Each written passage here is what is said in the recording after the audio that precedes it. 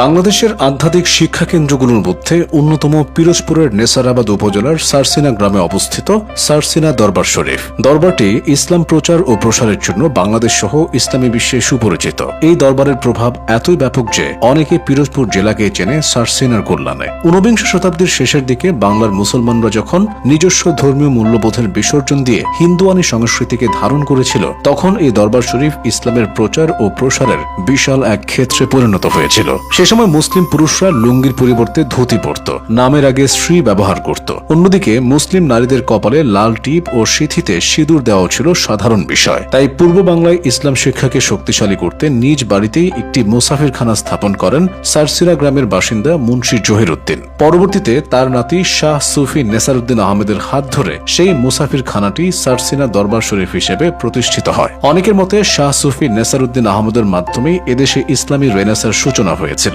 নেসারউদ্দিন আহমদ তার বাবা সুফি সদরউদ্দিন ও দাদা মুন্সি জহিরুদ্দিনের বরাতেই সুফিবাদী চিন্তাধারায় প্রভাবিত হয়েছিলেন। 1895 সালে ফুরফুরা শরীফে পীর আবু বকর সিদ্দিকীর কাছ থেকে বায়াত গ্রহণের পর তিনি পুরোদমে ইসলাম প্রচার শুরু করেন। শাহ সুফি নেসারউদ্দিন আহমদ বরিশাল অঞ্চলের বিভিন্ন স্থানে গিয়ে ইসলাম প্রচার করতেন এবং সামাজিক কুসংস্কার দূরীকরণের চেষ্টা করতেন। তিনি জনসাধারণকে নৈতিক উপদেশ দেওয়ার পাশাপাশি তার খানকায় আসা মুরিদদের তরিকার সবক, তালিম, তরবিয়াত, ঈমান, আকীদার বিষয়ে শিক্ষা দিতেন। 1912 সালে তিনি কেরাতিয়া নামে একটি মক্তব প্রতিষ্ঠা করেন, বর্তমানে যা সারসিনা দারুস সুন্নাত কামিল মাদ্রাসা নামে পরিচিত। 1941 সালে বাঙালি হজ যাত্রীদের জন্য একটি রিলিফ ফান্ড গঠন করেন নেসারউদ্দিন আহমদ। 1950 সালে সারসিনা দরবার শরীফ হতে বাছাইকৃত 1401 জন মুরিদকে নিয়ে তিনি হজের উদ্দেশ্যে রওনা দেন। এর ঠিক আগের বছরই তিনি পাক্ষিক তাবলিগ নামের একটি পত্রিকা চালু করেন। তাছাড়া 1945 সালে মাদ্রাসার শিক্ষার্থীদের সুন্নাহ অনুযায়ী আমল করার জন্য কেবলা সুন্নাহ বোর্ড ও তাদের কর্মসংস্থানের জন্য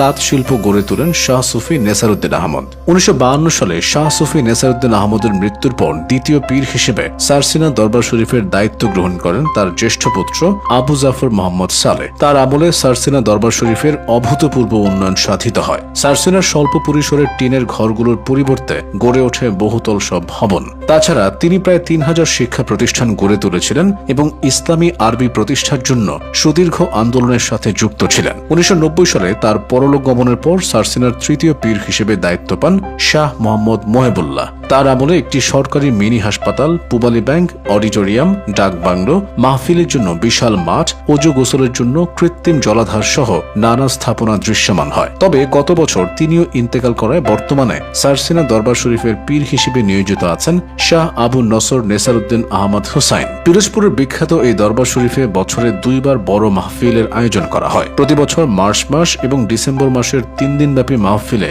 লক্ষ লক্ষ মানুষের সমাগম ঘটে। সে সময় সারসিনায় তিল ধারণের জায়গাটুকু পর্যন্ত থাকে না। এভাবেই লক্ষ লক্ষ মুরিদের ভালোবাসাকে পুঁজি করে শতাব্দীর পর শতাব্দী ধরে সারা দেশে ইসলামের আলো ছড়িয়ে যাচ্ছে সারসিনা দরবার শরীফ।